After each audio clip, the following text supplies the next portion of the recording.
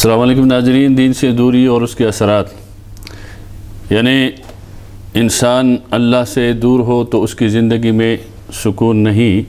آج کل دنیا کے اندر جب ہم دیکھتے ہیں کہ گاڑیاں بھی بہت ہے، مال بھی بہت ہے، بنگلے محلات کے مالک ہے، لیکن اس کے باوجود راحت، سکون اور اطمینان زندگی میں نہیں ہے۔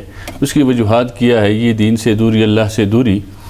اور اللہ نے خود فرمایا ہے کہ من اعرض عن ذکری فإن له معیشۃ ضنکا، کہ جو میری ذکر سے اعراض کرے گا تو اس کی زندگی تنگ کر دوں گا۔ اور زندگی تنگ کرنے کا مقصد یہ ہے کہ اگرچہ بظاہر ان کے پاس سب کچھ ہے، لیکن زندگی میں سکون نہیں ہوگا، راحت اور اطمینان نہیں ہوگی، وہ پریشان ہی رہے گا۔ اس لیے ہمیں چاہیے کہ ہم اللہ کے قریب ہو جائیں، اللہ کے دین کے قریب ہو، اور ہم پابندی کریں اللہ کے ذکر کی، اللہ کی یاد کی، تو اللہ جو اللہ کا ہو جاتا ہے، اللہ ان کا ہو جاتا ہے۔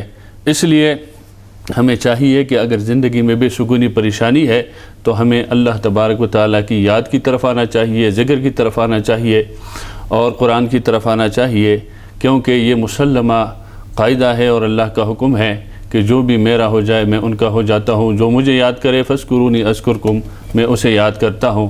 اس لیے ہمیں چاہیے کہ ہم وقت اللہ کو یاد رکھیں۔ اور اس کے ساتھ ساتھ یہ بھی کہوں گا کہ جو لوگ یہ پروگرام دیکھتے ہیں وہ بھی کمنٹ میں بتائے کہ کون نماز پڑھتے ہیں اور کون نہیں پڑھتے۔